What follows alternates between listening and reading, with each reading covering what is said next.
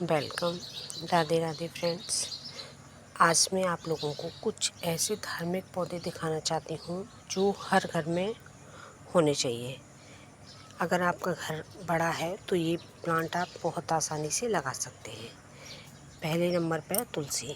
तुलसी तो एक ऐसा प्लांट है जो हर घर में पाया जाता है और ये बहुत ही धार्मिक प्लांट होता है।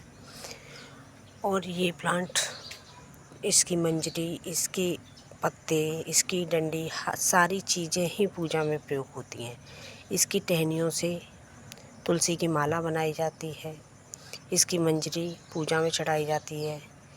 इसके पत्ते भी चढ़ाए जाते हैं। धार्मिक प्लांट है इसलिए हर घर में बहुत ही आसान। हिंदू धर्म में इस प्लांट को बहुत मान्यता दी गई है। तो तुलसी जी का प्लांट हमें अपने घर में ज़रूर लगाना चाहिए। ये तुलसी जी 5 तरह की आती हैं। मैंने एक वीडियो भी डाली थी जिसमें मैंने 4 तरह की तुलसी के प्लांट भी दिखाए थे। तो ये मेरी रामा तुलसी का प्लांट है। ये मैं पूजा के लिए प्रयोग करती हूँ और एक गमले में लगा हुआ है। देखिए इसकी ग्रोथ काफ़ी अच्छी है, काफ़ी दूरी में फैला हुआ है। तो ये बिना केयर के चलने वाला भी प्लांट है और ये बीज जो इस पे मंजरी आती है उससे भी बहुत सारे उपकर तैयार हो जाते हैं और ये कटिंग से भी बहुत आसानी से ग्रो हो जाता है। तो इस प्लांट को हमें अपने घर में ज़रूर लगाना चाहिए और ये एक पूरा का पूरा औषधीय प्लांट है। उसके बाद है ये श्वेतार्क, जिसे सफ़ेद अकौआ भी बोलते हैं। इसके जो फूल होते हैं वो वाइट कलर के आते हैं और इसे गणपति का पौधा भी बोला जाता है और इसके फूल होते हैं वो शिव जी की पूजा में चढ़ाए जाते हैं। ये भी बहुत ही एक धार्मिक प्लांट है। वैसे तो इस तरह के प्लांट को घर में नहीं लगाया जाता, लेकिन बिल्कुल विपरीत ये वाला प्लांट घर के अंदर ही लगाया जाता है।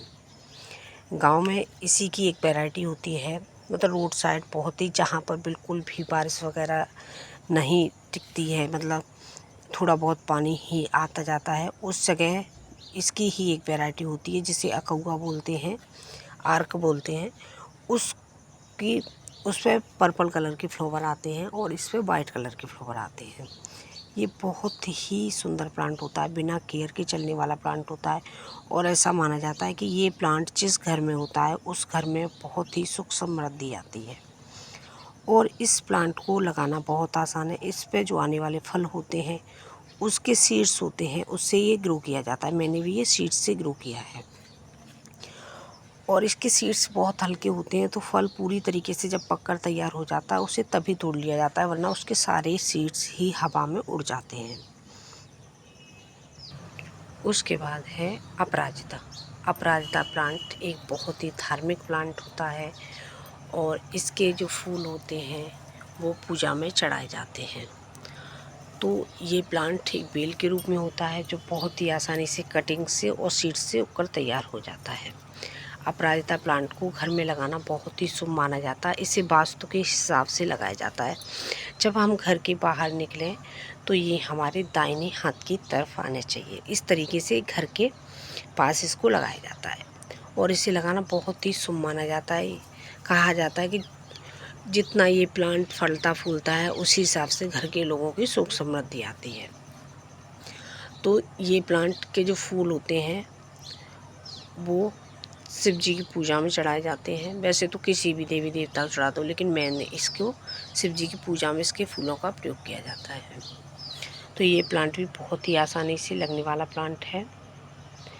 ये भी एक धार्मिक प्लांट होता है और बहुत ही औषधि प्लांट भी है। उसके बाद है समी का प्लांट। समी का प्लांट भी एक धार्मिक प्लांट होता है और ये बहुत ही आसानी से कटिंग से भी लग जाता है और आप नर्सरी से लाकर भी लगा सकते हैं। इस पर सीड्स वगैरह नहीं आते हैं,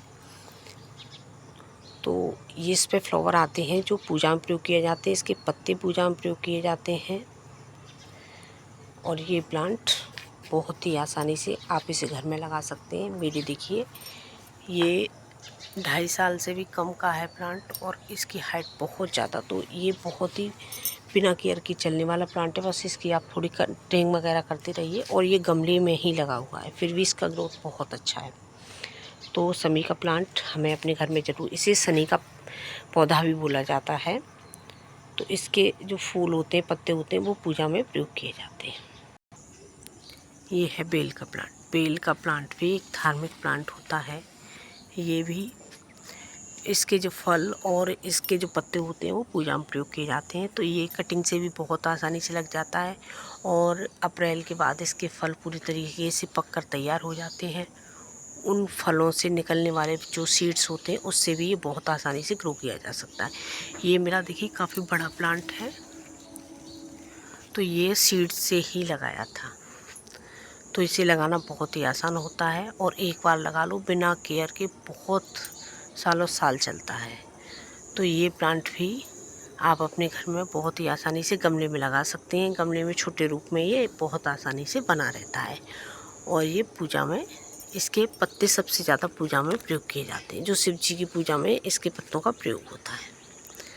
तो ये भी बहुत शुभ पौधा माना जाता है और इसे वास्तु के हिसाब से उत्तर पूर्व दिशा में हमें लगाना चाहिए, जिसे ईशान कोण बोलते हैं। तो आपके अगर गमले में हो तो इसे ईशान कोण में ही लगाएं। फ्रेंड्स, आज मैंने आपको 5 धार्मिक प्लांट दिखाए हैं जो बहुत ही इजीली हम अपने घर में गमले में भी लगा सकते हैं। थोड़ा बेल का प्लांट गमले में ज़्यादा टाइमिंग तक नहीं रहता, 1-2 साल के बाद उसकी हाइट बढ़ने लगती है। आगे मैं आपको फिर 5 धार्मिक प्लांट दिखाऊंगी। अगर वीडियो अच्छी लगे तो लाइक शेयर करना और कमेंट करना और मेरे चैनल को सब्सक्राइब करना मत भूलना। इसी तरीके से आप मुझे प्यार और सपोर्ट करते रहेंगे तो मैं आप लोगों को नई नई इन्फॉर्मेशन प्लांटों से जुड़ी हुई देती रहूँगी। Thank you for watching.